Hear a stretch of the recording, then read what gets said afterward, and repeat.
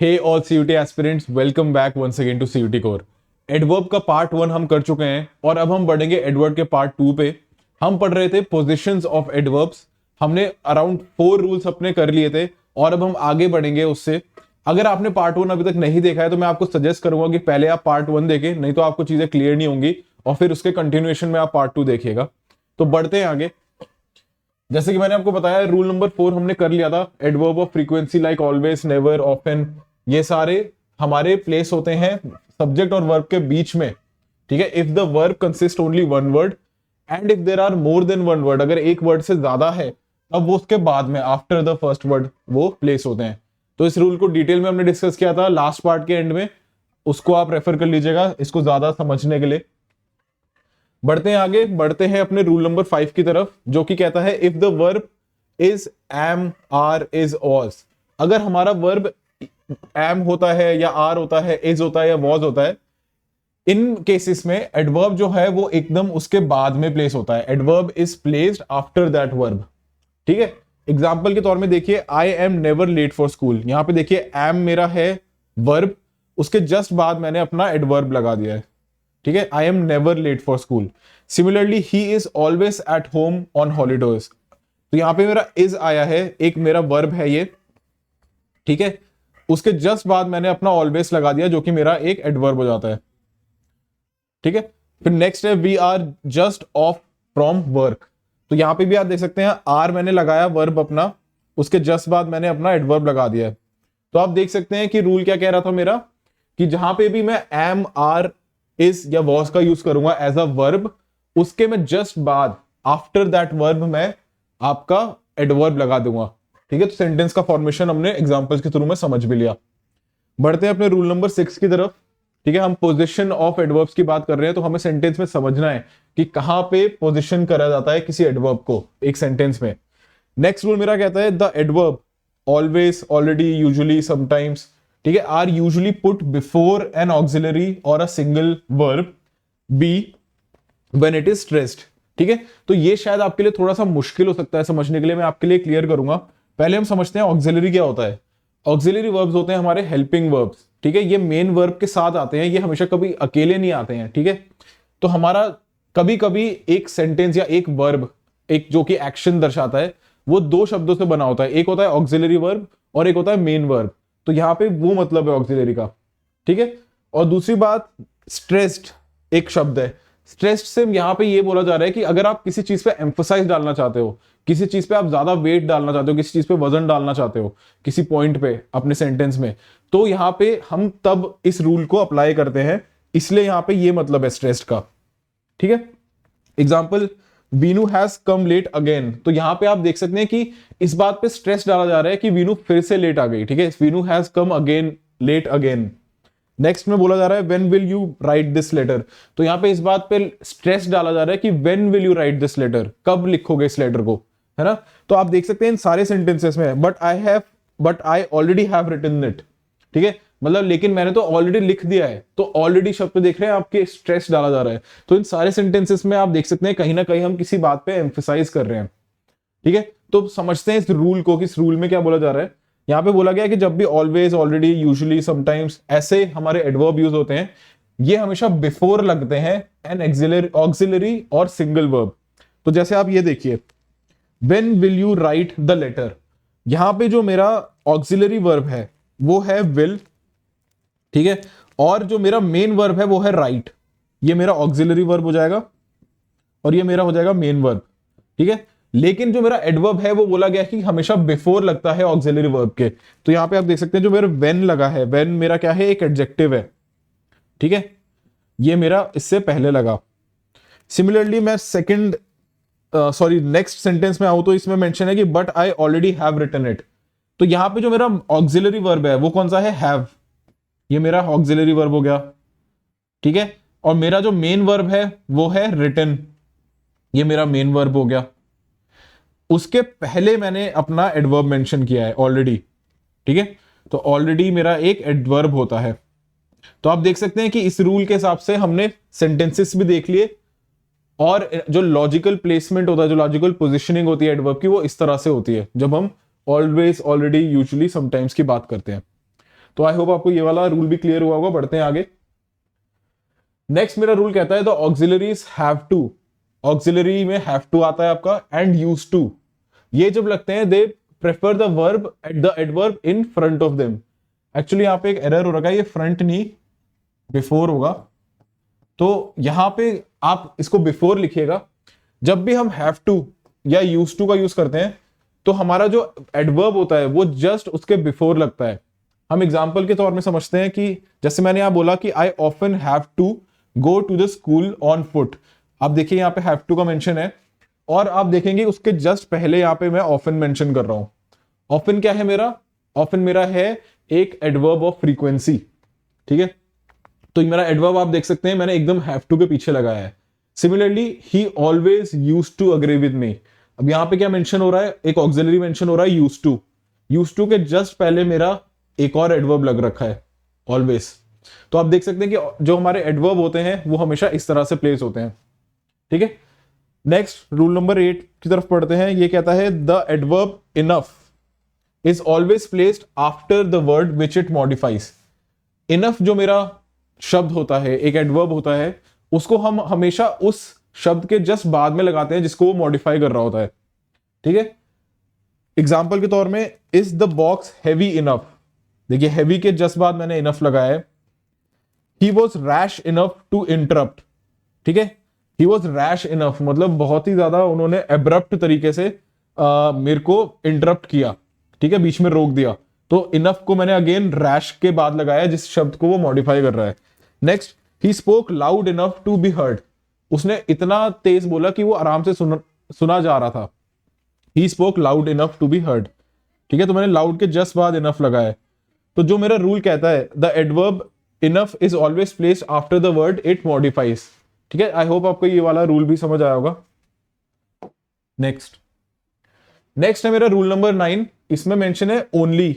Only मेरा क्या होता है? एक एडवर्ब होता है जो कि एडवर्ब ऑफ फ्रीक्वेंसी होता है। Should be placed immediately before the word it modifies. जैसे कि इनफ का मैंने अभी आपको बताया कि इनफ एकदम जस्ट बाद में लगता है उस शब्द के जिसको वो मॉडिफाई करता है। ओनली मेरा एक शब्द है जो कि एकदम इमीडिएटली बिफोर लगता है the word it modifies. Example के तौर में आई वर्कड ओनली 2 सम्स, ठीक है। सम्स यहाँ पे किसी मैथमेटिकल कैलकुलेशन की बात हो रही होगी, तो यहाँ पे बोला जा रहा है कि आई वर्कड ओनली 2 सम्स, ठीक है। उसके जस्ट बिफोर हमने लगाया, ठीक है। अगर इसके बाद लगाते हैं तो उसका मतलब चेंज होता है, इसलिए बहुत जरूरी है कि आप ये समझें कि एडवर्ब्स की पोजीशनिंग कहां पे करी जाए सेंटेंस में। Next he has slept only 3 hours yesterday night. आप देख सकते हैं कि हमने ओनली को जस्ट 3 आवर्स के पीछे लगाया क्योंकि हम इस चीज पे स्ट्रेस डालना चाह रहे हैं कि जिस भी पर्सन की बात हो रही है उसने सिर्फ 3 घंटे की नींद ली है ना। तो आप देख सकते हैं कि यहाँ पे हमने ओनली को लगाया just before the word it is trying to modify, ठीक है। He has slept only 3 hours yesterday night. तो आई होप आपको ये भी क्लियर हुआ होगा। नेक्स्ट, तो अब स्टूडेंट्स हम पढ़ेंगे कंपैरिजंस ऑफ एडवर्ब। हमने पोजीशन ऑफ एडवर्ब पढ़ लिया, हमने फॉर्म्स पढ़ लिया और हमने फॉर्मेशंस भी पढ़ लिया। ये सब अगर आपने अभी तक कवर नहीं किया है तो आपको पहले पार्ट 1 को कवर कर लेना चाहिए एडवर्ब्स की सीरीज में, वो भी इसी चैनल में अवेलेबल है। नेक्स्ट हम पढ़ेंगे अब कंपैरिजंस ऑफ एडवर्ब की तरफ, ठीक है। तो यहां पे पढ़ते हैं क्या लिखा है। यहां पे लिखा है कि some adverbs like adjectives have 3 degrees of comparison which are generally compared like adjectives. For some adverbs, we form the comparative by ending er and the superlative by adding est. तो स्टूडेंट्स आई होप आपने adjectives वाला lesson भी हमारा देखा होगा। उसमें हमने पढ़ा था कि आपके कंपैरिजंस होते हैं, डिग्रीज होती हैं अलग अलग एडजेक्टिव्स की। तो एक होती है पॉजिटिव, एक होती है कंपैरेटिव और एक होती है सुपरलेटिव। सिमिलरली वही लॉजिक हमारा एक्सटेंड होता है एडवर्ब्स के लिए भी। यहाँ पे भी हमारी 3 अलग डिग्रीज हो जाती हैं। तो यहाँ पे हम कंपैरिजन भी करते हैं और सुपरलेटिव भी होती है। इनको हम बनाते कैसे हैं? यूजुअली किसी एडजेक्टिव के एंड में जब हम er लगा देते हैं तो वो हमारा बन जाता है कंपैरेटिव डिग्री, और उसके आगे जब हम est लगाते हैं तो वो बन जाती है हमारी सुपरलेटिव डिग्री। तो आई होप आपको ये क्लियर हो रहा होगा। यहाँ पे हमारे पास एग्जाम्पल के तौर पर एक टेबल है जिसमें ये सारे एग्जाम्पल भी हैं। तो फास्ट का मेरा बन जाता है फास्टर और फास्टेस्ट, ठीक है। लॉन्ग का लॉन्गर, लॉन्गेस्ट। हार्ड का हार्डर और हार्डेस्ट। सून का सूनर, सूनेस्ट। क्विक का क्विकर एंड क्विकेस्ट। तो ये सारे मेरे एडवर्ब्स हैं जिनको मैंने पॉजिटिव डिग्री से कंपैरेटिव डिग्री में लेके आया और कंपैरेटिव से सुपरलेटिव डिग्री पे हम कन्वर्ट करते हैं। कैसे करते हैं? ER लगा रहे हैं कंपैरेटिव के लिए और EST लगा रहे हैं हम सुपरलेटिव के लिए। ठीक है, तो आई होप आपको ये क्लियर हुआ होगा। बढ़ते हैं आगे।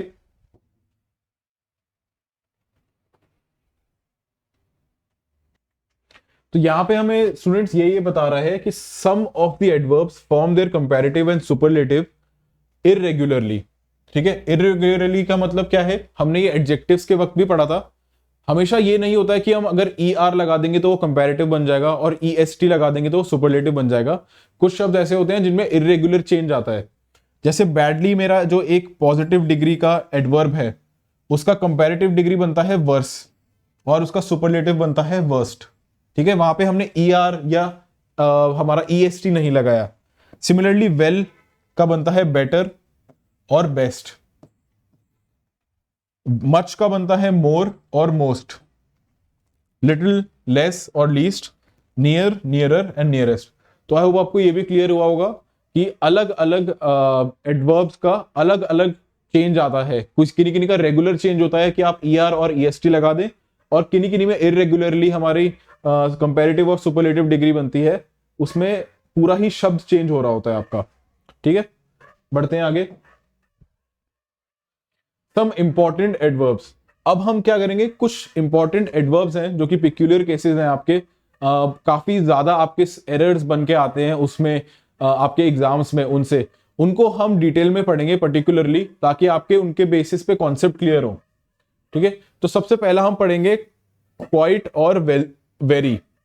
ठीक है, क्वाइट एंड वेरी। क्वाइट और वेरी के बीच में क्या डिफरेंस होता है वो देखते हैं। When using quite, it always depends on the adjective adverb it is modifying. If it's positive or good thing, then it will mean that it is even better. ठीक है, if it is a negative idea, then it will mean a bit worse.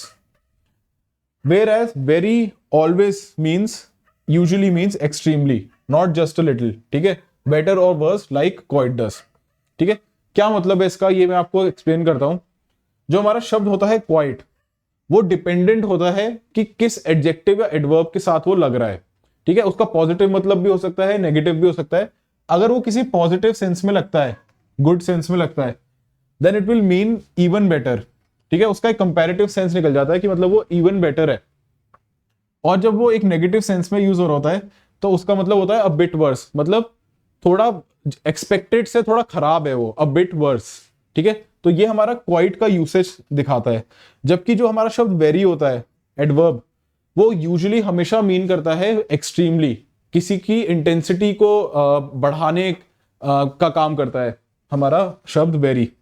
ठीक है, ये little नहीं होता है, जैसे कि हमारा क्वाइट होता है अ बिट वर्स और लिटिल बेटर, वेरी होता है एक्सट्रीमली गुड और एक्सट्रीमली बेटर। ठीक है, तो ये डिफरेंस होता है हमारा वेरी और क्वाइट के बीच में। Example, she drives quite slow. ठीक है, तो यहां पे एक नेगेटिव सेंस है। अगर हम क्वाइट यहां पे यूज कर रहे हैं, शी ड्राइव्स क्वाइट स्लो, इसका मतलब she doesn't drive as much as she is required to.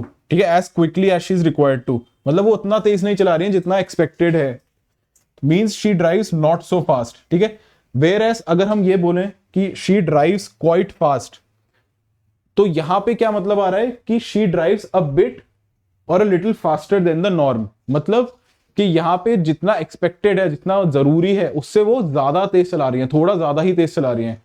ठीक है, तो यहां पे क्वाइट, जैसा कि मैंने आपको पहले बताया था, जब भी हम क्वाइट एडवर्ब का यूज करते हैं, वो डिपेंड करता है हमारे एडजेक्टिव और एडवर्ब के ऊपर कि वहां पे किस सेंस में वो यूज किया जा रहा है।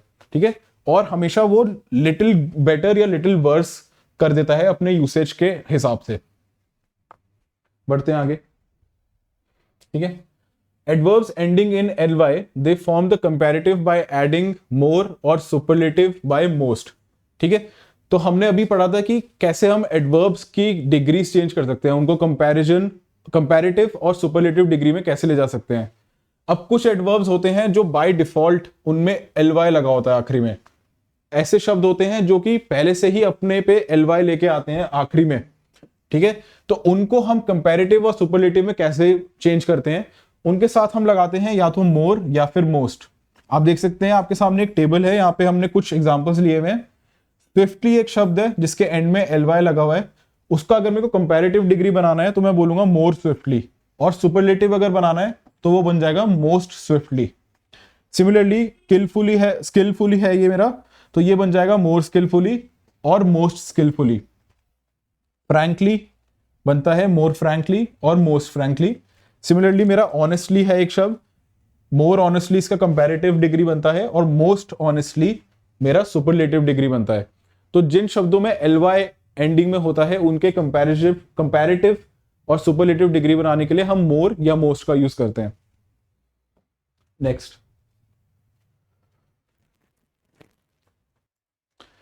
तो नेक्स्ट हम पढ़ेंगे टू और वेरी के बीच में डिफरेंस। टू और वेरी कहां पे यूज होते हैं, ये भी हमारे एडवर्ब्स हैं, इनके क्या क्या यूसेज होते हैं, क्या मतलब होते हैं, क्या डिफरेंसेस होते हैं, ये हम समझते हैं। टू का मतलब होता है जब एक नेगेटिव सेंस में टू यूज किया जाता है, मतलब कोई चीज जरूरत से ज्यादा एक्सेस में कोई अमाउंट में है हमारे पास, तो वहां पे हम टू लगाते हैं। जबकि वेरी होता है एक पॉजिटिव फीलिंग देने वाला एडवर्ब, एक पॉजिटिव एडवर्ब होगा, वहां पे हम ये नहीं कह रहे कि कोई चीज एक्सेस अमाउंट से ज्यादा है, हम भी बोलते हैं कि वो एक एडिक्वेट अमाउंट में है, बल्कि एक अच्छी पॉजिटिव वैल्यू में है कोई भी चीज जिसको भी एडवर्ब वो डिस्क्राइब कर रहा होता है। जैसे कि पहले एग्जांपल में लिखा गया है the candidate is too smart, तो यहां पे कैंडिडेट की जो स्मार्टनेस है वो हम एक नेगेटिव सेंस में उस पर कॉमेंट कर रहे हैं उस पर, तो यहां पे एक it has a negative feeling to it. जबकि हमारा ये मेंशन है कि the candidate is very smart, जब ये सेंटेंस हम पढ़ते हैं तो इससे हमें एक पॉजिटिव सेंस मिलता है। हम ये नहीं कह रहे हैं कि उसको एक्सेस से ज्यादा, जरूरत से ज्यादा समझ है, हम ये बोलते हैं कि उनको उतनी ही समझ है जितनी उनको होनी चाहिए। सिमिलरली आगे ये मेंशन है हमारे पास कि too is used when we are trying to say it's too much, it's in excess, जरूरत से बहुत ज्यादा है, and so much is not needed, इतना जरूरत नहीं है जितनी किसी चीज की क्वांटिटी है, तब हम टू लगाते हैं। Example, there were too many candidates logging to the website on Sunday for the online test series. ठीक है, तो इसका मतलब यह है कि किसी संडे पे किसी एक वेबसाइट पे बहुत सारे स्टूडेंट्स आ गए थे, बहुत ज्यादा ट्रैफिक हो गया था, वेबसाइट अटकने लग गई थी। तो यहाँ पे जब हम टू लगाते हैं, इससे ये दिखाया जा रहा है कि जो ट्रैफिक है स्टूडेंट्स का, जो नंबर ऑफ स्टूडेंट्स हैं वो जरूरत से ज्यादा आ गए हैं, यूजुअल जितना हम हैंडल कर सकते हैं उससे ज्यादा आ सकते हैं। तो जब भी हमारा टू यूज होता है वो एक नेगेटिव सेंस दर्शाता है, और जब हमारा वेरी यूज होता है वो एक पॉजिटिव सेंस दर्शाता है। ये हमेशा याद रखना होगा, ये डिफरेंस होता है टू और वेरी के बीच में। और एग्जांपल्स है हमारे सामने, it is very hot today, तो यहां पे मैं वेरी यूज कर रहा हूं, मतलब गर्म है, काफी गर्म दिन है, बस ये कमेंट किया जा रहा है। और जबकि ये बोला जा रहा है नेक्स्ट सेंटेंस में कि it is too hot to walk out, next sentence में बोला जा रहा है it is too hot to walk out, मतलब इतना ज्यादा गर्म है कि मुमकिन नहीं है कि आप बाहर जा पाओ। तो ये डिफरेंस है टू और वेरी के बीच में। बढ़ते हैं आगे। अगले हमारे दो एडवर्ब हैं वेरी और मच। ठीक है, तो वेरी क्वालिफाइज प्रेजेंट पार्टिसिपल, ये यहां पे पार्टिसिपल होना चाहिए, participle, as well as adjective in the positive degree. हमारा जो वेरी शब्द होता है वो एक प्रेजेंट पार्टिसिपल हो सकता है। प्रेजेंट पार्टिसिपल क्या होते हैं, हमारे वो वर्ब होते हैं जो कि प्रेजेंट टेंस में यूज होते हैं, जो हमारा प्रेजेंट टेंस दर्शाने वाला जो वर्ब होता है उसको मॉडिफाई करते हैं। और एक एडजेक्टिव की तरह भी हमारा यूज हो सकता है verb very in a positive degree. हमने अभी पढ़ा था कि 3 डिग्रीज होती हैं, पॉजिटिव, कंपैरेटिव और सुपरलेटिव। तो पॉजिटिव डिग्री में यूज किया जा सकता है हमारा शब्द वेरी, और वो एक प्रेजेंट पार्टिसिपल की तरह भी यूज होता है। एग्जाम्पल के तौर में this book is very interesting, तो आप देख सकते हैं यहाँ पे मैं प्रेजेंट में बात कर रहा हूं। इंटरेस्टिंग जो मेरा एक वर्ब है वो एक तरीके से प्रेजेंट पार्टिसिपल है, उसके पीछे मैंने लगाया है वेरी। ठीक है, तो एक यूसेज तो इसका ये हो गया। नेक्स्ट है यू आर वेरी फैट। ठीक है, तो यहां पे जो वेरी है वो एक एडजेक्टिव की तरह यूज हो रहा है, बता रहा है कि यू आर वेरी फैट। ठीक है, यहां पे आर मेरा एक वर्ब है। ठीक है, और उसको वो उसके बारे में और इंफॉर्मेशन दे रहा है, यहां पे हमें एज एन एडवर्ब हमने वेरी को यूज किया। नेक्स्ट है मच। मच के बारे में हम ये कह सकते हैं कि it qualifies as a past participle. यहां पे वेरी हमारा एक प्रेजेंट पार्टिसिपल की तरह यूज हो रहा था, जबकि मच क्वालिफाई करता है एज अ पास्ट पार्टिसिपल। जब हम किसी पास्ट पार्टिसिपल को मॉडिफाई करते हैं तब हम वहां मच लगा सकते हैं। As well as adjective and adverb in comparative degree. Very हमारा हमेशा यूज होता है पॉजिटिव डिग्री में, जबकि मच हम वहां यूज करते हैं जब भी हमें दो एंटिटीज के बीच में कंपैरिजन करना हो, तो हम एक कंपैरेटिव डिग्री में उसे यूज करते हैं। ठीक है, एग्जाम्पल के तौर पे you left much earlier than usual. यहां पे आप देख सकते हैं लेफ्ट जो है हमारा पास्ट फॉर्म में यूज हो रहा है। ठीक है, लीव होता है मेरा प्रेजेंट में, लेफ्ट होता है मेरा पास्ट में। तो एक वर्ब जिसको हम पास्ट पार्टिसिपल के फॉर्म में यूज कर रहे हैं, उसको मॉडिफाई करने के लिए मेरे को मच लगाना होता है। मच मेरा होता है एडवर्ब। ठीक है, you left much earlier than usual, आप बहुत पहले चले गए थे than usual. Next, Hisar is very hotter in summer than Rajasthan. ठीक है, यहां पे एक गलती नोटिस करी जा रही है। यहां पे मच हमें यूज करना चाहिए इंस्टेड ऑफ वेरी। हमको वेरी को रिमूव करके यहां पे मच लगाना चाहिए, क्योंकि हम यहां पे एक कंपैरिजन कर रहे हैं। हम क्या कंपैरिजन कर रहे हैं कि समर्स में हिसर जो एक जगह है वो ज्यादा गर्म है राजस्थान के कंपैरिजन में। मैंने आपको अभी बताया था कि जो कंपैरेटिव डिग्री यूज होती है वो मच के केस में होती है, वेरी के केस में नहीं होती है। तो अगर हम वेरी लगा रहे हैं कंपैरिजन करने के लिए तो वो गलत हो जाएगा। यहां पे सही सेंटेंस होगा Hisar is much hotter in summer than Rajasthan. ठीक है, तो वेरी को हम हटाएंगे और मच यूज करेंगे। तो आई होप आपको क्लियर हो गया होगा difference between very and much. Very हमारा एक प्रेजेंट पार्टिसिपल की तरह यूज होता है और पॉजिटिव डिग्री में, और मच मेरा qualifies as a past participle और वो भी एक कंपैरेटिव डिग्री में, कंपैरिजन करने के लिए यूज होता है। बढ़ते हैं आगे। नेक्स्ट हम पढ़ेंगे ओनली के बारे में। ओनली भी एक मेरा एडवर्ब है। The following sentences show the meaning of sentences varies according to the placing of the adverb. The following sentences show that the meaning of the sentence varies according to the placing of the adverb. हमने थोड़ी ही देर पहले यह समझा था कि हम sentence में adverb को कहां प्लेस करते हैं, उस हिसाब से पूरे सेंटेंस का मतलब चेंज हो सकता है। यह चीज सबसे ज्यादा नोटिस करी जाती है एडवर्ब ओनली के केस में। हम ओनली को कहां लगा रहे हैं, किस वर्ब के आगे लगा रहे हैं, पीछे लगा रहे हैं, उस हिसाब से हमारा चेंज हो सकता है सेंटेंस के मीनिंग में। इसमें हम एग्जांपल्स कंसीडर कर सकते हैं। आपके सामने एक टेबल है, यहाँ पे ओनली एडवर्ब को यूज करके बहुत सारे सेंटेंसेस हैं आपके सामने। पहला सेंटेंस कहता है I have only taken T. तो यहां पे जो मतलब निकल के आता है उसका मतलब यह है कि डन नथिंग मोर। ठीक है, उसके अलावा और कुछ नहीं किया गया है, हमने सिर्फ ये बोला गया है कि I have taken only T, I have only taken T. Next, I have taken T only. ठीक है, जब मैं I have taken T only बोलता हूं, ओनली को बाद में लगाता हूं, तो इसका मतलब ये होता है कि मैंने खाने में और कुछ नहीं लिया है। मतलब I have taken T only, T is the only thing which I have consumed. ठीक है, मैं ये कह रहा हूं कि टी के अलावा मैंने और कुछ खाया नहीं है या पिया नहीं है। तो यहां पे ओनली वन थिंग को सिग्निफाई करता है। आई ओनली हैव टेकन टी। अब जब मैं ओनली आई के बाद लगाता हूं, आई क्या है, एक नाउन है, एक पर्सन है, सब्जेक्ट है इस सेंटेंस का। उसके जस्ट बाद मैंने ओनली लगाया है और बोला आगे सेंटेंस सेम है मेरा, आगे सेंटेंस सेम कहता है कि I only have taken T.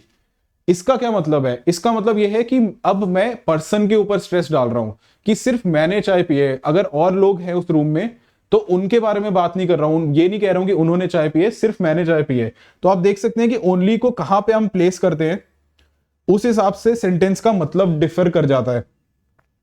अगर आप ये कहते हो I have only taken T, तो यहां पे मैं एक्टिविटी पे कमेंट कर रहा हूं, ये कह रहा हूं कि इसके अलावा मैंने और कुछ नहीं किया है। जब मैं ये बोलता हूं I have taken T only, तो फिर मैं ये कह रहा हूं कि मैंने सिर्फ चाय कंज्यूम करी है, उसके अलावा और कुछ नहीं लिया है खाने में। और जब मैं ये बोलूं आई ओनली हैव टेकन टी, तो मैं ये कह रहा हूं कि सिर्फ मैंने, इन पर्सन मतलब मैंने और लोगों के अलावा सिर्फ मैंने ही टी कंज्यूम करी है और किसी ने नहीं। तो आप देख सकते हैं कि इस तरह से ओनली की प्लेसमेंट ओनली सेंटेंस में कहां पे हम लगाते हैं, वो सेंटेंस का पूरा मीनिंग चेंज कर देता है।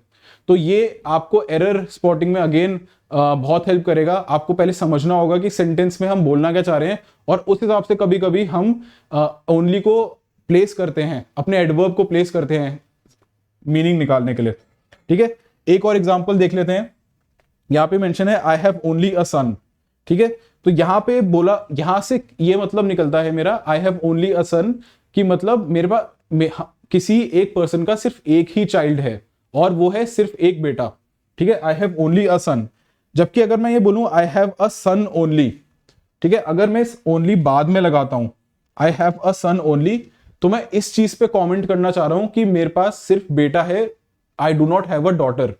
ठीक है, तो यहां पे मैंने और स्पेसिफाई किया कि I only have a son, I do not have a daughter.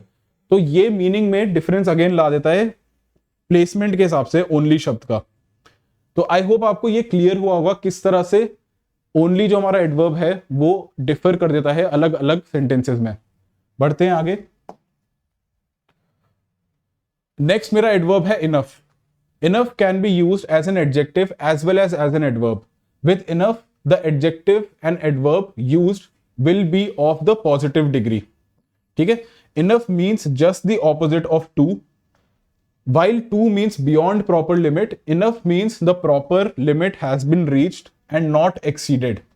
ठीक है, तो यहां पे क्या बोलना चाह रहे हैं, यहां पे ये बोलना चाह रहे हैं कि जो इनफ है वो एक एडजेक्टिव की तरह भी यूज हो सकता है और एक एडवर्ब की तरह भी यूज हो सकता है, सेम फॉर्म में। उसके आगे हमें ER नहीं लगाना, EST कुछ नहीं लगाना, सेम फॉर्म में वो एडजेक्टिव भी बन सकता है सेंटेंस के हिसाब से, या एडवर्ब भी बन सकता है। ठीक है, with enough the adjective and adverb used will be of positive degree। उसके साथ जो हम एडवर्ब लगाते हैं वो हमेशा एक पॉजिटिव डिग्री का होता है। नेक्स्ट हमारे पास इसके बारे में ये इंफॉर्मेशन है कि ये ऑपोजिट होता है एडवर्ब टू का। हमने थोड़ी देर पहले टू के बारे में पढ़ा था। टू क्या होता है, जब भी हम टू लगाते हैं वो एक नेगेटिव सेंस में होता है और हम ये दर्शाते हैं कि किसी चीज का अमाउंट रिक्वायर्ड अमाउंट से ज्यादा है, एक्सेस में है। जबकि जो इनफ शब्द होता है वो एग्जैक्टली उसका ऑपोजिट होता है। इनफ से हमें पता चलता है कि किसी चीज का अमाउंट एकदम प्रॉपर है, उतना ही है जितना होना चाहिए, एडिक्वेट है एकदम। तो ये इंफॉर्मेशन है इनफ के बारे में। इससे हम कुछ एग्जांपल्स करते हैं। We have enough food for everyone. तो आप देख सकते हैं यहाँ पे इनफ ये दर्शा रहा है कि किसी के, हमारे पास इनफ फूड है, इनफ खाना है सबके लिए। There was enough money to pay the bill. हमारे पास इतना इनफ पैसा है, इतना रुपया है कि हम अपने बिल्स का पेमेंट कर सकें। तो इनफ अगेन दोनों सेंटेंसेस में क्या दर्शा रहा है कि आपके पास कोई चीज एप्रोप्रिएट अमाउंट में है। Positioning of enough. अब हम बात करते हैं कि पोजिशन कहां किया जाता है इनफ को एक सेंटेंस में। जैसे कि हम अभी तक देख चुके हैं, मीनिंग चेंज हो सकता है अगर हम एडवर्ब को आगे लगाएं या पीछे लगाएं। तो सेंटेंस में कहां हमें प्लेस करना चाहिए इनफ को, वो देखते हैं। She is intelligent enough to clear the exam. यहां पे enough will be used after the adjective. ठीक है, तो एडजेक्टिव क्या है मेरा, इंटेलिजेंट। इंटेलिजेंट मेरा एक एडजेक्टिव है, उसके जस्ट बाद मैंने इनफ लगाया। तो यहां पे मैं क्या दर्शाना चाह रहा हूं कि शी जिसके बारे में बात हो रही है इज इंटेलिजेंट इनफ, वो इतनी होशियार हैं कि वो पेपर को क्लियर कर देंगी एग्जैक्ट प्रॉपर अमाउंट में। Next, we have enough money to execute the project. इस केस में enough is an adjective here and will be used before the noun. यहां पे हम जो इनफ का यूसेज कर रहे हैं नेक्स्ट एग्जांपल में, when we say we have enough money to execute the project, enough adverb की तरह नहीं यूज हो रहा है। यहां पे हम एक नाउन की क्वालिटी बता रहे हैं, तो इनफ मेरा एक एडजेक्टिव की तरह फंक्शन कर रहा है। नाउन कौन सा है मेरा, नाउन है मेरा मनी। ठीक है, आप देख सकते हैं नाउन से जस्ट पहले मैंने इनफ को प्लेस किया है, तो ये मेरा एज एन एडजेक्टिव फंक्शन कर रहा है। We have enough money to execute our project. तो आई होप आपको क्लियर हुआ होगा इनफ को हम कैसे पोजीशन करते हैं, उसका क्या मतलब होता है और हमें उसे किस फॉर्म में यूज करना चाहिए डिपेंडिंग ऑन डिफरेंट सिनारियोज। बढ़ते हैं हमारे नेक्स्ट एडवर्ब की तरफ। नेक्स्ट एडवर्ब है हमारा सिंस। इसके बारे में हमें इंफॉर्मेशन दी है कि since as an adverb is used in the following senses from then up to now. ठीक है, पहला मीनिंग जो सिंस का होता है वो हमें एक टाइम के फॉर्म में यूज किया जाता है। मतलब हम किसी पॉइंट इन टाइम से लेके किसी एक्टिविटी को अभी तक रिलेट करते हैं। ठीक है, from then till now. Example, I saw the Taj 5 years ago and have remembered it since। ठीक है, आई सॉ द ताज, ताज एक नाउन है, एक जगह की बात हो रही है। आई saw the Taj 5 years ago, 5 साल पहले मैंने वो देखा था। And have remembered it since, और उसके बाद से मुझे वो याद है। तो अगेन मैंने क्या बोला, एक पॉइंट इन टाइम जो कि पास्ट में बीत चुका है, तब से लेके अभी तक मेरे को याद है। तो ये एक पहला फंक्शन हुआ सिंस का। नेक्स्ट एग्जांपल में देखते हैं, they said that they had been careful ever since the robbery at home. They said that they had been careful ever since the robbery at home. मतलब जब से उनके घर में चोरी हुई है, रॉबरी का अटेम्प्ट हुआ है, उसके बाद से वो ज्यादा केयरफुल रहने लगे। ठीक है, तो यहां पे भी जो सिंस का यूज हो रहा है वो कैसे हो रहा है, किस सेंस में हो रहा है कि जब से चोरी हुई है, मतलब एक पॉइंट इन टाइम से लेके अभी तक वो केयरफुल रहने लगे हैं, ज्यादा सतर्क रहने लगे हैं। ठीक है, तो यहां पे हमें दोनों एग्जांपल्स में ये दिखा कि from then up to now, किसी पॉइंट इन टाइम से लेके अभी तक का मीनिंग निकाल रखा है सेंटेंस में सिंस यूज करके। बढ़ते हैं आगे। तो नेक्स्ट है हमारे पास एडवर्ब्स एट प्रेजेंट और shortly. At present means right now. जब हम एट प्रेजेंट यूज करते हैं तो उसका मतलब होता है राइट नाउ, एकदम अभी की बात हो रही है, इस मोमेंट इन टाइम की बात हो रही है। जबकि शॉर्टली हमारा क्या बताता है, शॉर्टली मतलब सून, मतलब कि कुछ टाइम में होने वाला, इमिनेंट कहते हैं जिसे इंग्लिश में। Shortly is used in future tense. Examples, at present the students are preparing for tier 2 exam. तो एट प्रेजेंट का मतलब क्या होता है कि कोई चीज अभी यूज करी जा रही है, इस वक्त। We will be back shortly after the commercial break. Second sentence में आप देख सकते हैं हमने यूज किया है शॉर्टली का। शॉर्टली का मतलब क्या होता है, सून, मतलब थोड़ी देर में, कुछ देर बाद। ठीक है, तो we will be shortly back after the commercial break, मतलब एक छोटे ब्रेक के बाद हम वापस अपना एपिसोड कंटिन्यू करेंगे। नेक्स्ट एग्जांपल में क्या लिखा है, at present he is talking to someone over the phone. At present he is talking to someone over the phone. यहां से क्या मतलब निकलता है कि एट प्रेजेंट से ये बताया जा रहा है कि इस मोमेंट में, इस वक्त, he is talking to someone over phone, मतलब वो फोन पे किसी से बात कर रहे हैं। तो एट प्रेजेंट का हमेशा मतलब ये होता है कि नाउ, इस वक्त, और शॉर्टली का मतलब हमेशा होता है कि कुछ ही देर में। ठीक है, तो आई होप आपको ये भी क्लियर हुआ होगा। कभी इसके बीच में कंफ्यूज मत होइएगा कि शॉर्टली क्या होता है और सून क्या होता है। नेक्स्ट है हमारा अर्ली और soon. Early and soon can be used as adjectives as well as adverbs. Early और सून दोनों हमारे एक एडजेक्टिव की तरह भी यूज हो सकते हैं और एक एडवर्ब की तरह भी यूज हो सकते हैं। पहली information, early means during the initial part of something. ठीक है, किसी एक्टिविटी के इनिशियल पार्ट में जब हम किसी चीज पे कमेंट करते हैं वो होता है अर्ली, मतलब बहुत जल्दी। ठीक है, example, we had opened a new centre of core in early March. यहां पे बोला जा रहा है कि एक सेंटर है कोर नाम का, जिसको हमने अर्ली मार्च में शुरू किया था। अर्ली मार्च मतलब मार्च के शुरुआती दिनों में। तो यहां पे अर्ली का क्या मतलब निकल के आता है, इनिशियल स्टेजेस ऑफ समथिंग। मतलब जैसे कि मैंने आपको बताया था, मार्च के शुरू होते ही हमने ये सेंटर खोल दिया था। तो आप देख सकते हैं अर्ली का मतलब होता है initial part of something. Many students come early to our centre and sit here and study. मतलब बहुत सारे स्टूडेंट्स जल्दी आते हैं। ठीक है, मतलब अगर उनका 1 घंटे का स्लॉट होता होगा तो उसमें वो शुरुआती मिनट्स में ही आ जाते हैं, and they come here and study. ठीक है, सून का मतलब होता है इन द नियर फ्यूचर। जैसे कि हमने पहले भी पढ़ा था, सून का मतलब होता है जैसे शॉर्टली। ठीक है, शॉर्टली और सून सिमिलर होते हैं। सून का मतलब अभी बस हाल ही में होने ही वाला है कुछ। ठीक है, इमिनेंट है कुछ मिनटों में, कुछ दिनों में कोई चीज होने वाली होती है, जब उसके लिए हम सून लगाते हैं। We will soon start a late evening batch at our centre. तो यहां पे क्या मतलब निकल के आ रहा है मेरे पास कि हम कुछ ही दिनों में एक इवनिंग बैच शुरू करने वाले हैं अपने सेंटर में। मैं ये नहीं कह रहा हूं कि वो अर्ली होगा, मैं ये कह रहा हूं कि कुछ दिनों में शुरू होगा, in the future. The chief guest will arrive soon. ठीक है, नेक्स्ट एग्जांपल है, I will visit you soon and update you about the latest developments. ठीक है, बोला जा रहा है कि मैं आपको अभी कुछ टाइम में ही विजिट करने वाला हूं, and will give you the update about latest development, आपको नए अपडेट्स दूंगा।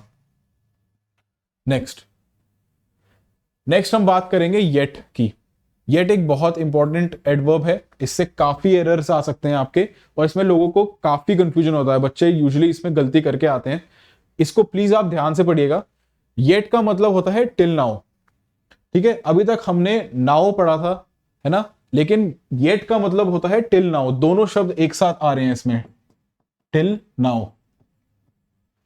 ठीक है, it means till the time of speaking. जब हम बात कर रहे हैं उस टाइम तक। It is used in a negative and interrogative sentences. It is used in negative sense and interrogative sentences. Do not use yet with simple past tense as past tense refer to something done with the reference of time. ठीक है, एक ये important point है, ये क्या बोल रहे हैं कि कभी भी येट को हमें पास्ट टेंस में यूज नहीं करना चाहिए। क्यों? क्योंकि पास्ट टेंस का मतलब होता है कि कोई चीज पास्ट में होके वहीं पे कंक्लूड हो चुकी है, खत्म हो चुकी है। ठीक है, कोई एक्टिविटी वहीं पे रुक गई है होनी। जबकि येट को हम एक्चुअली में यूज करते हैं in relation to present moment. ठीक है, at the time of speaking. Instead yet will be used in present perfect. ठीक है, तो हम येट को हमेशा प्रेजेंट परफेक्ट फॉर्म में यूज करते हैं।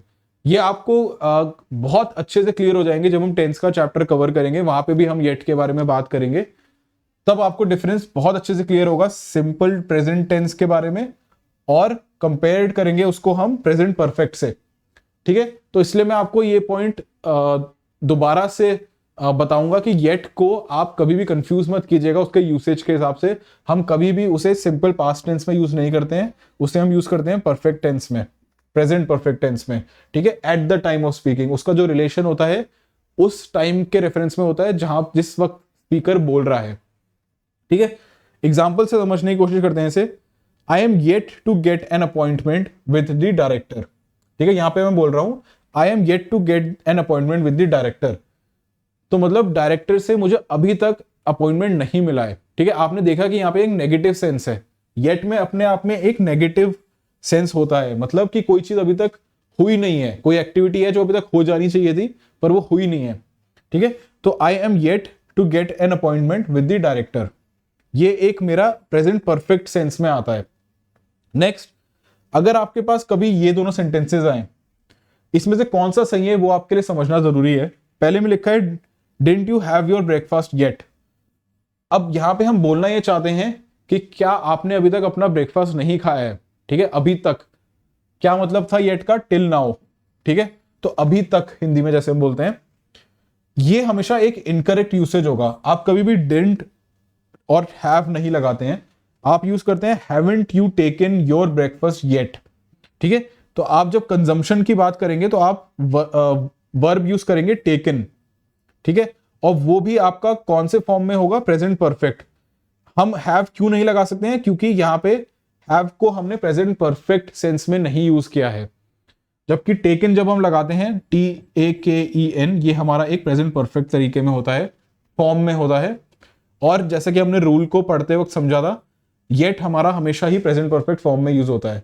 अगेन मैं आपको बोलूंगा कि आप टेंस वाले लेक्चर्स को रेफर कीजिएगा, वहां पे हम इसकी और डिटेल में बात करेंगे येट के केस को। इसलिए इसका जो करेक्ट यूसेज होगा वो होगा सेकंड सेंटेंस, जहां पे हम बोलेंगे haven't you taken your breakfast yet.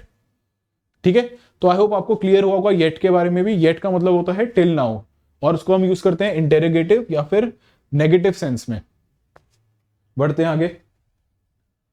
ठीक है, नेक्स्ट है हमारा एल्स और बट, और हम रैदर, अदरवाइज और अदर के साथ क्या यूज करते हैं? उसके साथ हम यूज करते हैं देन। तो इसको भी समझते हैं डिटेल में। जब भी सेंटेंस में आपको एल्स यूज होता है, शुरुआत आपकी एल्स एडवर्ब से हो रही होती है, उसके साथ हमेशा आप बट लगाते हैं। सिमिलरली अगर आपके पास सेंटेंस में शुरुआत में रैदर आ जाए, अदर आ जाए या अदरवाइज आ जाए, उसके साथ आप बाद में लगाते हैं देन। ठीक है, आपको कभी भी इस चीज में कंफ्यूज नहीं होना है कि आप एल्स के साथ देन लगा दें या फिर आप बट को लगा दें रैदर, अदर या अदरवाइज के साथ। ठीक है, नेक्स्ट सेंटेंस में आपको देखो इसका स्ट्रक्चर दिखाया जा रखा है। एल्स के साथ हमेशा आता है बट, और रैदर, अदर या अदरवाइज के साथ हम यूज करते हैं than. Examples, nobody else present in the room supported him than Geeta. ठीक है, तो यहां पे एक मिस्टेक हो रखी है। क्या मिस्टेक हो रखी है? क्योंकि हमारे सेंटेंस में पहले एल्स का मेंशन है, हमें उसके आगे हमेशा बट लगाना चाहिए, हम देन नहीं लगाएंगे। तो यहां पे हम इसे रिप्लेस करेंगे बट से। ठीक है, replace than by but. Similarly next sentence में मेंशन है he has no other work in the office but to develop online content. यहां पे बहुत से बच्चे गलती करके आते हैं कि वो नो एरर मार्क करके आते हैं, उन्हें पढ़ने में ये चीज एकदम सही लगती है और वो उसको छोड़ आते हैं, नो एरर मार्क करके आ जाते हैं। यहां पे आपको बट को हटाना है, रिप्लेस करना है, और इसकी जगह मेंशन करना है देन। ठीक है, he has no other work in office than to develop online content। ठीक है, तो आपको यह रूल याद करके रखना होगा, हमेशा और हमेशा एल्स के साथ हम बट यूज करते हैं, एल्स के साथ बट, और जब भी सेंटेंस में रादर, अदर या अदरवाइज आ जाता है उसके साथ हम लगाते हैं देन। ठीक है, इसको नोट कर लीजिए, ये बहुत इंपॉर्टेंट पॉइंट है। Next, usage of as with some verbs. एक हमारा एज भी हमारा एडवर्ब होता है, इसको हम कैसे वर्ब्स के साथ यूज करते हैं ये हम समझेंगे। As is used with the following words: define, treat, view, regard, describe and know. इन वर्ब्स के साथ हम एज एडवर्ब का यूज करते हैं। As is not used with the following words, और फॉलोइंग वर्ड्स के साथ हम यूजुअली मिस्टेक कर देते हैं यूज करने की, लेकिन हमें इनको यूज नहीं करना होता है। शब्द जैसे call, appoint, make, choose, name, elect, consider, think, इनके साथ हमें एज को नहीं यूज करना चाहिए। The students regarded the new attendance policy unfair. ठीक है, तो यहां पे क्या एरर है, हमें अनफेयर के पहले एज लगाना चाहिए। ठीक है, तब ये सेंटेंस सही हो जाएगा। The students regarded the new attendance policy as unfair. Similarly, she regarded her family the most important in her life. यहां पे भी एक मिस्टेक है, क्या है कि हमें फैमिली के बाद एज लगाना चाहिए। तो क्या होगा, she regarded her family as the most important her in her life. Next है, she was described being tall, thin and mean looking. ठीक है, तो यहां पे एक शब्द कौन सा मेंशन हो रखा है, डिस्क्राइब्ड। डिस्क्राइब्ड के बाद, जैसा कि हमारा रूल कहता है, डिस्क्राइब्ड के बाद हमेशा एज लगना चाहिए। तो ये एक गलत सेंटेंस हो जाएगा अपने आप में। इसको सही करने के लिए हम क्या करेंगे, डिस्क्राइब्ड के बाद एज मेंशन करेंगे। She was described as being tall, thin and mean looking. Next है हमारे पास, he was appointed as chairman. अब ये एक बहुत ही इंपॉर्टेंट यूज केस है स्टूडेंट्स, इसको आप जरूर नोटिस कर लीजिएगा, क्योंकि अधिकतर स्टूडेंट सोचते हैं कि एकदम अपने आप में सही यूसेज है ग्रामर का, जबकि यहां पे एक गलती हो रखी है। जब भी हम बोलते हैं he was appointed as chairman, ये अपने आप में गलत होता है। ठीक है, स्टूडेंट्स इसको छोड़ के आ जाते हैं, लेकिन आपको क्या करना होता है, इन शब्दों के साथ हमने मेंशन किया था रूल में, जैसे अपॉइंट, इनके साथ एज को एलिमिनेट करना होता है, इन्हें नहीं यूज करना होता। तो ही वॉज अपॉइंटेड चेयरमैन, हमें सिर्फ इतना बोलना है, एज को एलिमिनेट कर देना है, और अपने आप में बाद में ये सेंटेंस एकदम सही हो जाएगा। ठीक है, तो आई होप स्टूडेंट्स आपको यूसेज समझ आया होगा, वर्ब एज का भी एएस। और बढ़ते हैं अब आगे। नेक्स्ट,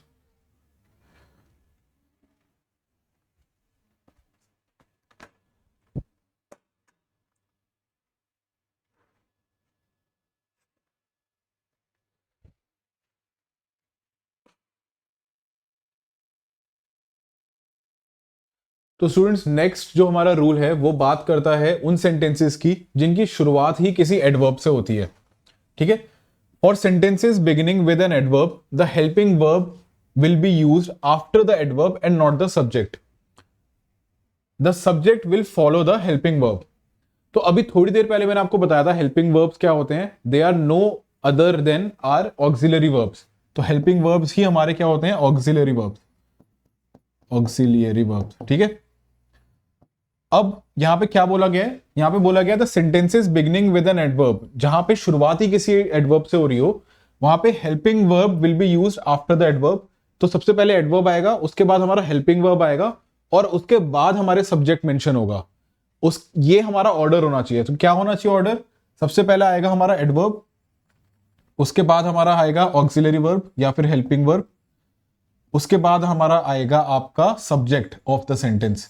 ठीक है, तो फर्स्ट, सेकंड और थर्ड ये ऑर्डर हमें फॉलो करना होता है सेंटेंस में, इसको हमें चेंज नहीं करना होता। ठीक है, तो एग्जांपल से समझते हैं। एग्जांपल में पहली बार हमें क्या दिया गया है, never I will help him financially. तो आप देख सकते हैं कि ये इनकरेक्ट बताया जा रहा है। क्यों बताया जा रहा है इनकरेक्ट, नेवर है मेरा एक एडवर्ब। ठीक है, सबसे पहले जो शब्द आया मेरा नेवर आ गया है, लेकिन उसके बाद मैंने आई लगा दिया है जो कि मेरा सब्जेक्ट ऑफ द सेंटेंस है। ठीक है, जबकि मुझे पहले क्या लगाना चाहिए, पहले अपना helping verb also known as auxiliary verb ये आना चाहिए। तो यहां पे इसको सही करने के लिए मेरे को सेंटेंस 2 की तरफ देखना होगा। सेंटेंस 2 में क्या है, never will I help him financially. मैंने इसको करेक्ट किया, हेल्पिंग वर्ब को पहले लगा के, उसके बाद मेरा लगा है सब्जेक्ट आई, ठीक है। तो never will I help him financially is the right sentence. तो हमें क्या समझ लेनी है इस रूल से कि पहले हम एडवर्ब लगाते हैं, फिर हमारा ऑक्सिलरी वर्ब आता है और उसके बाद हमारा सब्जेक्ट आता है सेंटेंस का। अगले एग्जांपल में बोला गया है no sooner had we heard the noise than we rush to the spot. यहां पे आप देख सकते हैं नो सूनर से सेंटेंस मेरा शुरू हो रहा है, वो अपने आप में एक एडवर्ब ही होता है। नेक्स्ट हमने जो शब्द प्लेस किया है वो है हैड। हैड क्या है, मेरा एक हेल्पिंग वर्ब है, ऑक्सिलरी वर्ब है, और उसके बाद सब्जेक्ट की बात करी जा रही है वी, ठीक है। जो सब्जेक्ट ऑफ द सेंटेंस है वो है वी। तो इस सेंटेंस में एकदम करेक्ट यूसेज है ग्रामर का, इस करेक्ट यूज है इस रूल का एडवर्ब के। यहां पे हमने सबसे पहले अपना एडवर्ब लगाया, फिर ऑक्सिलरी वर्ब और फिर सब्जेक्ट, इसलिए इसमें कोई एरर नहीं है, ये एक करेक्ट सेंटेंस है। Similarly next, no sooner had I closed my eyes than I fell asleep, ठीक है। यहां पे भी नो सूनर से सेंटेंस शुरू हुआ है, एक एडजेक्टिव आया, सॉरी एक एडवर्ब आया सबसे पहले, फिर मेरा हैड शब्द मैंने यूज किया जो कि एक ऑक्सिलरी वर्ब होता है, और आई लगाया, आई मेरा सब्जेक्ट है सेंटेंस का, जिसके बारे में बात हो रही है, जो एक्शन कर रहा है, ठीक है। तो यहां पे भी again no sooner had I close my eyes than I fell asleep, यहां पे भी हमने यही ऑर्डर को फॉलो किया, एडवर्ब सबसे पहला, फिर हमारा ऑक्सिलरी वर्ब और फिर सब्जेक्ट। इसी वजह से इस रूल को भी फॉलो करते हुए ये सेंटेंस भी हमारा करेक्ट है। तो स्टूडेंट्स आई होप आपको जितने भी रूल्स आज इस वीडियो में हमने समझाए वो आपको क्लियर हुए होंगे। अगर आपने पार्ट 1 एडवर्ब का नहीं देखा था, आपको उसे भी देखना चाहिए, उसी के कंटिन्यूएशन में आप पार्ट 2 देखिए। पार्ट 2 को आज के लिए हम यहीं रोकते हैं, और आपसे उम्मीद है कि इसके कंटिन्यूएशन में जो पार्ट 3 आएगा उसको भी आप देखेंगे, आपको उसके थ्रू सारे कॉन्सेप्ट क्लियर हो जाएंगे एडवर्ब से रिलेटेड। हम थोड़े से रूल्स और करेंगे और फॉलोअप में उसी पे बेस्ड एक्सरसाइजेस करेंगे, जिसके बाद हमारा एडवर्ब भी कवर हो जाएगा। स्टूडेंट्स आई होप आपको इस series of parts of speech बहुत ही पसंद आ रही है। अगर आपके साथ आपके और भी स्टूडेंट्स हैं जो CUT 2024 की तैयारी कर रहे हैं, उन तक भी इन वीडियोस को शेयर कीजिएगा, उनकी भी बहुत हेल्प होगी। Students subscribe to the channel CUT core and join our Telegram channel. Thank you for watching this video.